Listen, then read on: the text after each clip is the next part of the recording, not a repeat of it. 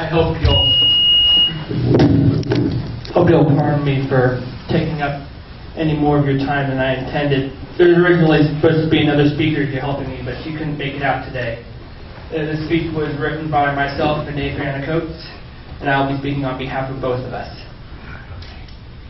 I'm Cameron Johnson, speaking on behalf of myself and Adriana, about our own observations of what is going on in Boring. Neither of us live in Boring, but we were able to draw conclusions from a ride I was able to take of 2 trips of Line 84 Kelso-Boring last evening.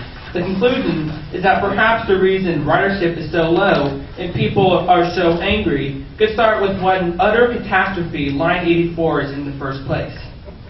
We believe that the problem Transit seems to have is that they give little provisions to a route that few people use. They don't seem to consider that maybe no one is using the route because it is in such bad shape. I know that I would not use the route unless I absolutely positively had to, if that was the only one that I depended on. First off, the elephant in the room. The service is deplorable. We all know it. There are 3 trips to the Kelso Loop and 4 to Boring every day. The trips to Boring are 5:25 and 7:45 in the morning, 5:30 and 6:40 in the evening. There's no consistent schedule, 2 trips a day. The Kelso trips are even worse. There's only 1 in the morning at 6:30 and 2 in the evening in the hours of 3 and 6. This is simply an impossible schedule to contour oneself to, so it's no wonder people are not riding or cannot ride. Not only is it poor service, but Transit doesn't even manage to give people a workable schedule or opportunity to catch it in the first place. The people on the 84 are really friendly and conversational though, and I heard 2 different instances of people on both trips to Line 84 who stated they tried to catch the bus in the morning, but ended up missing it for 2 different reasons, one of which being that the match was late. They both had to ask for rides. In fact, one of them caught the Sam and then, once in Sandy, asked for a ride from a friend. This is a textbook snapshot of the problem which Transit has. If the system is late, it screws you over, and in this case, they use a different bus system altogether. These are your riders, Transit, going on to Sam and using parking rides because your service is unusable. Even in your remaining service area of East Gresham, where I saw 2 of our 12 riders get off on Powell Valley Boulevard, a segment which, I may add, has a high residential density and a low-income community of color. According to your own maps, you only run 4 trips a day. People around the East Gresham area, where Line 84 is the only bus line that offers any service, cannot ride the bus 2 miles away to the grocery store, while the walk is either too far or too dangerous for them to take.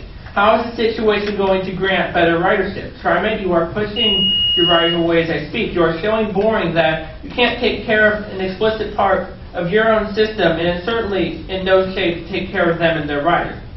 The stops are also very horrible. I mean, they're embarrassing and highly, highly dangerous. The busiest stop on the route at Highway 212 and D had nothing more than a pole in the ground and patches of dirt and occasional concrete. No barrier from the highway. You can get so easily by a car if you weren't careful that isn't even funny. Another stop at 282nd and Haley was a pole next to a ditch alongside a narrow road with car speeds of 45 miles per hour. You don't catch the bus at a stop, it catches you with its windshield, where you've been flattened to a human version of Game & Watch. Another thing that the stops are barely visible during the day and pretty much invisible during the night. I went long periods of time where I did not see a stop at all. And one point for 10 minutes, I did not see one outside my window. I was starting to wonder if there were any stops at all. Turns out that wasn't such a bad guess. This leads me to point 3, there are barely any stops. On average, the stops were once every mile, some places every 2 miles. This was most glaring along the Bluff Road section. The busiest part of your route where 4 people got off along Bluff at 4 different places between Boy and Kelso. 2 of them had to ask the operator to stop somewhere in between stops so they didn't have to walk. How has this drawn more riders to a bus line if they cannot even find where to catch a bus in the first place? How many residents even know a bus line exists? That might be what you intended to have people flag stops, but not only is it unsafe to stand on the busy road with fast-moving cars and flag one down, it's poor advertising to the surrounding area.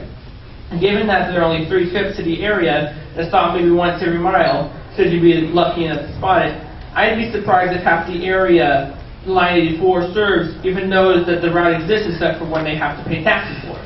There are plenty of open, relatively safe places to tack a bus sign onto. So many other houses that you could serve, rendering it simply foolish to fail to let everyone know Line 84 is on the market and to make it easily accessible to everyone who wants to use it. Cameron, how much more do you have? Not much. I'm barreling through as fast as I can. Something else to be noticed is how few of the bus stops were actually ADA accessible. I observed that unless the bus was in Gresham, they were not. ADA accessibility is something that you as firemen always pledge and go after some drivers first to say not calling stops, but now is a true claim or not, but yet you fail to make your own stops ADA accessible for anyone to use. You're a public transit agency. That means you need to provide transit service to the public. The public includes those who might not be able to walk to a stop very well and have to use a wheelchair to get around, but don't use the lift. They rely on transit service to get them where they need to go, but they can't stand at the stops. How will these people do if they can't stand there because it's simply too dangerous? There are many other issues that are wrong with the route, including the routing itself, which I'll detail to you more when I'm able to email you the speech since it's too long to go through here. I noticed that for most of my trip, though, that I was the only rider. If I wasn't there, the bus would have been empty. TriMet is running a big, empty 40-foot bus around a big 10-mile loop more than 5 times a week, and you're wondering why they're empty, and people are having to pay taxes for these empty buses. It's like paying for a police system that barely works.